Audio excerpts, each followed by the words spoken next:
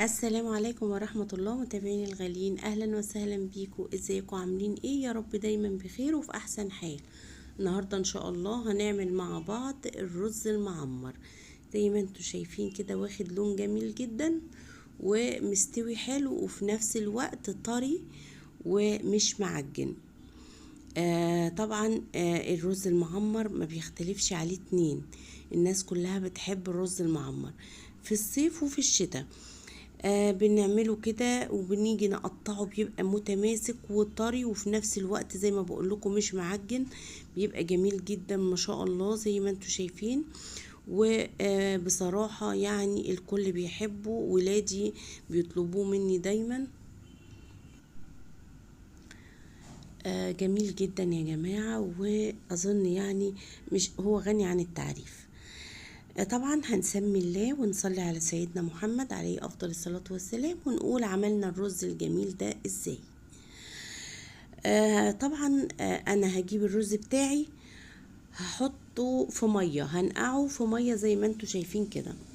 طيب كمية الرز قد ايه؟ زي ما تحبي. يعني أنا مثلا عملت 5 كوبايات من الرز. هعمل لهم قد ايه حليب؟ هعمل لكل كوباية ونص من السائل. تمام، كوباية ونص من السائل. هنشوف بقى هنحط ايه تاني. هنحط السمنة، نص كوباية من السمنة، سمنة تكون حلوة كده، سمنة فلاحي حيوانية. وقشطة، وكمان فانيليا، وكوباية من السكر. طيب هنعمل ايه بقى؟ الاول هنصفي الرز بتاعنا من المية وهنجهز الحليب.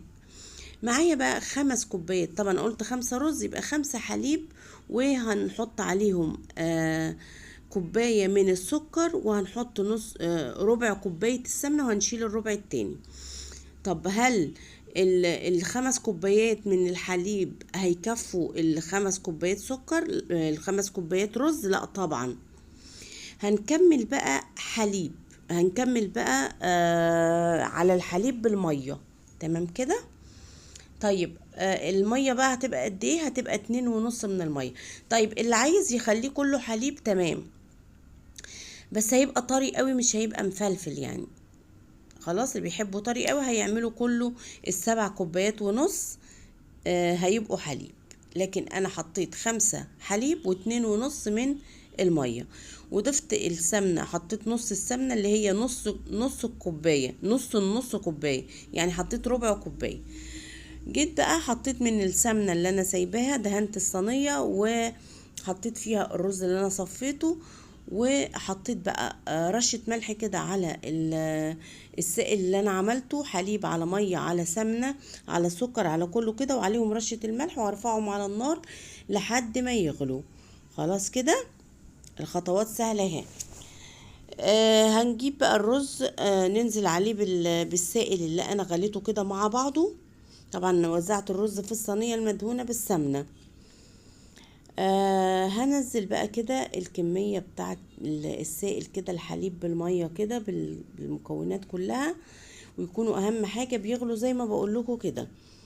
تمام. انا طبعا بحط بالكبشة على اساس ان الحلة مليانة قوي مزمزمة يعني، فما تدلدقش مني على الارض، لان طبعا او على الرخامة، لان ده مقدار وانا عايزاه كله للرز.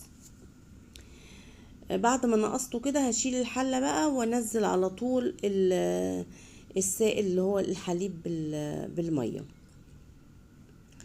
هحطه كله على الرز. يبقى كده انا عرفت ان الكوباية الرز لها كوباية ونص سائل.